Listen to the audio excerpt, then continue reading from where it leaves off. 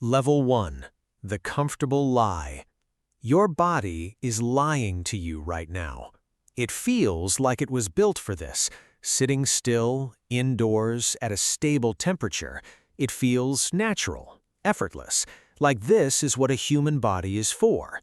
It isn't, and the gap between what it feels like and what's actually happening is the entire story. Level 2. The 4-minute window. Here's what's actually happening. Your skin is 34 degrees. The air 3 inches from your face is 21. Your body is hemorrhaging heat in every direction, continuously, and the only reason you don't feel it is because the building around you is absorbing the loss faster than the cold can collect on it. Remove the building, and you'd feel the difference in under a minute. In serious cold, real cold, -20, -30, you'd have feeling in your fingers for about 4 minutes, useful movement for maybe 8. After that, the fine motor control goes. You can't strike a flint, you can't tie a knot, you can't do the specific small things that the difference between alive and dead depends on. Strip away everything manufactured, and what you have left is an animal with a core temperature of 37 degrees that will begin to fail at 35, lose consciousness at 32, and stop entirely around 28.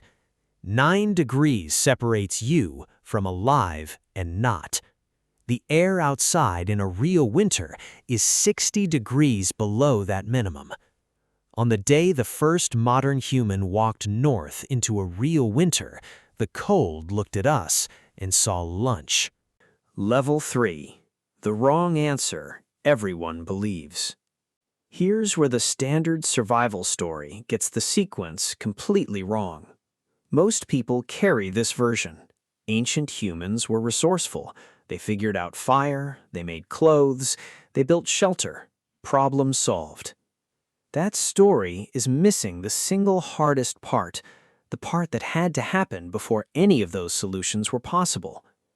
A deer doesn't prepare for winter, it responds to winter. It finds food until food is gone, moves until movement stops working, and either makes it or doesn't.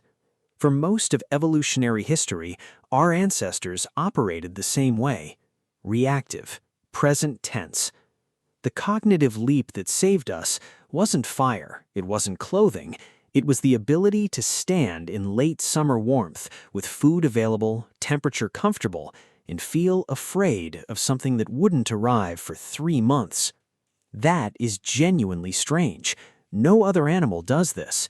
And without it, every other survival tool is useless. A food cache you didn't think to build in autumn doesn't exist in January. They didn't survive winter because they were clever in winter. They survived because they became capable of being afraid of the right things at the right time. Level 4. The cost written in bone. In 2014, researchers analyzing skeletal remains from a site in Poland found something that stopped them. A child, estimated age between 4 and 7, whose leg bones showed not 1, but 6 distinct stress lines laid down at regular intervals. Harris lines, thin bands of denser bone that form when growth halts during severe nutritional stress, then resumes.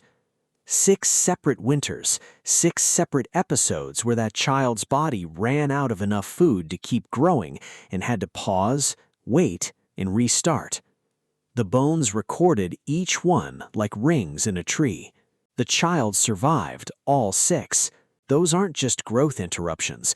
Those are evolution's auditions, recording which bodies could absorb the shortage and restart. The ones that couldn't didn't leave the record. The ones that did are the ancestors of everyone alive. The cold wasn't just threatening life, it was editing the species.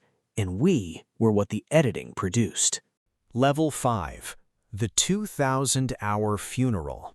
At a burial site in Sungir, Russia, dated to 34,000 years ago, researchers found a man buried with more than 3,000 hand-drilled ivory beads sewn into his clothing. One bead takes approximately 45 minutes to make. That burial represents over 2,000 hours of skilled labor invested in a single person's funeral. But that's not the part that matters most. The man had a femur that had been badly broken and healed at a severe angle years before his death.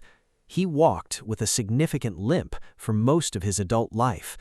In a world where survival required hunting, hauling, and moving camp, he could not have contributed at full capacity. Someone fed him through winters when food was scarce. Someone kept him alive for years because he was worth keeping alive. The 2,000-hour funeral wasn't sentiment, it was a statement. This person's knowledge was worth more to the group than the calories it cost to sustain him. The survival tool wasn't held in hands, it was held between people. A chain that almost broke. The oldest known hafted spear dates to around 500,000 years ago.